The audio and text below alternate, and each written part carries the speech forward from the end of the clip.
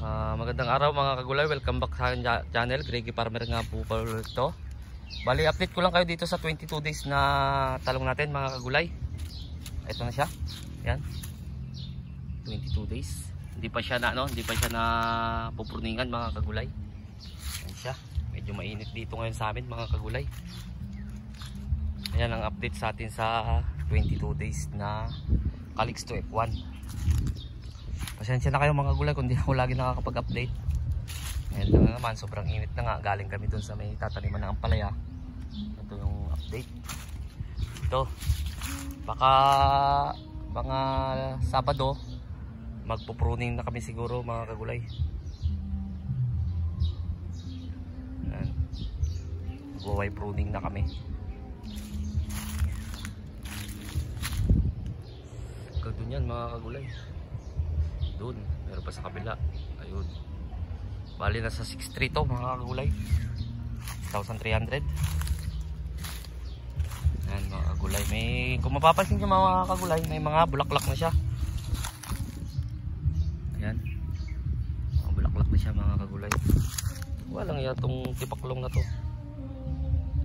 Liliparan pa ako ng tipaklong mga kagulay. Ayan, sobrang init ngayon dito. Ayan. May mga kawayan na rin sa lahat mga kagulay, kaya kahit saan kayo tumingin, kawayan na lahat yan mga kagulay. Ayan siya. Dito tayo mga kagulay sa kasi baka makakapirit tayo mga kagulay, may nagbibidyoke. Ayan. Tinig na rin yata dito sa Ayan siya. Nandito banda mga kagulay, ito. Ayan, nahuli dito.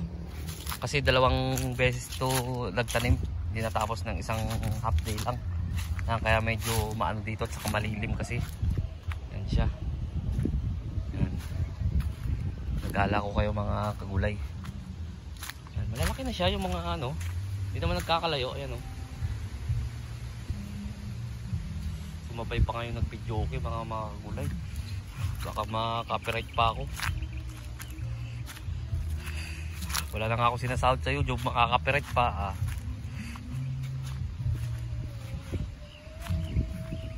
Wala, nilakasan pa nga yung boses. Hindi pa nga tayo mga kagulay. Baka maka-copyright tayo.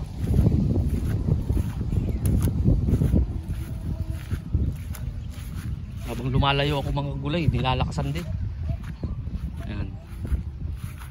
Yan ang ating Calixto.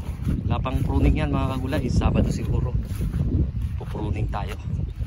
Yan, makapal na rin ang damo. I-spray na lang natin yan mga kagulay. Ayan. May mga bulaklak na. Ayan Yan. Aslat naman mga kagulay. Lumabas na yung bulaklak Pizza naman ako lumabas na yung mga bulaklak. Ganyan ang hangin dito sa amin mga kagulay. Yan. Mahangin dito. Yan nga, pinapaliwanag ko mga kagulay. Kaya nga may dyan, may lupa dyan sa ibabaw. Gawa ng hinangin to. Halos tanggalin, baklasin yung baklas yung plastic mulch. Kaya nilagyan muna namin ng yan. Pero kapag nadasik na namin to mga kagulay, ito, ilagay lang muna kasi namin yung kawayan.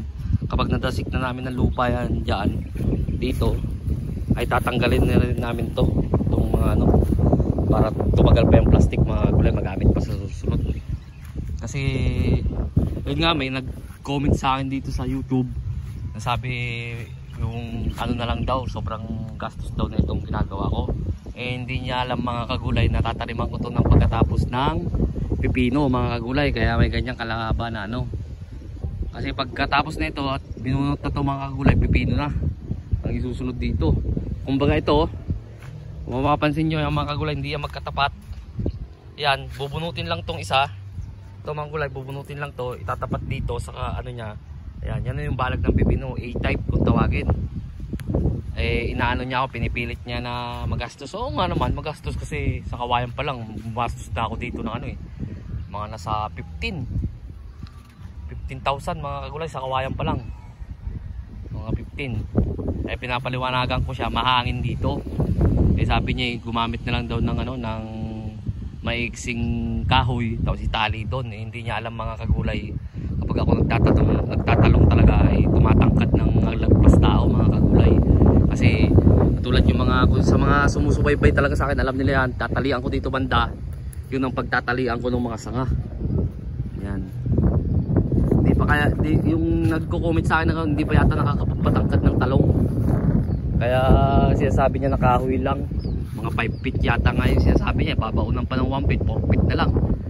Eh kung itatali yung talong sa taas, wala na pagtatalian mga kagulay. Kasi nagpas tao ang natatanim ng talong mga kagulay kapag tumangkad talaga. Yan. Nabanggit ko lang kasi nakikipagtalo siya sa akin na magastos. Oo nga naman, aminin ko naman talaga magastos. Pero hindi niya alam, nakaprogram to mga kagulay. Kumbaga nakaplano.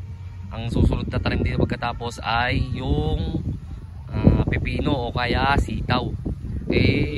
Hindi na ako kaysa sabihin na natin, no, sige, gagawin ko yung sabi niyang kahoy. Kapag binunot ko na pagkatapos, kukuha pa rin ako ng kawayan. Mas lalong magastos yun mga kagulay, di ba? Hindi katulad na kawayan ang nilagay ko na 8 feet. 8 feet kasi yan mga kagulay Yan. Para pag sunod na tanim ko ng ng pepino man, palit ko dito sitaw, ay meron na ako kagad yan. Wala nang tanggalan dyan. Kung itatapat lang yung isa para A-type na siya. Yun ang di niya naisip.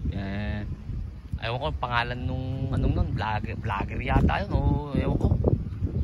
Titignan ko naman yung niya. 3 subscriber lang naman yung niya Yun mga kagulay.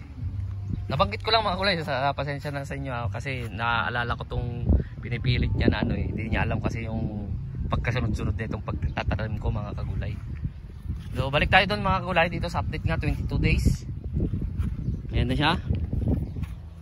Ayan, pwede na nga siyang pruningan mga kagulay, gawa na may mga sanga na siya. Lumabas na rin yung unang bulaklak sa mga nagtatanong nga kung kailan ng timing ng basta lumabas na tong unang bulaklak mga kagulay. Pasensya na mga kagulay kasi ako doon madumi yung kuko ko. Pag lumabas na, ito na yung pinakaway niyan mga kagulay. Kaya pwede nang mag-Y pruning. Pero ako sa Sabado ba?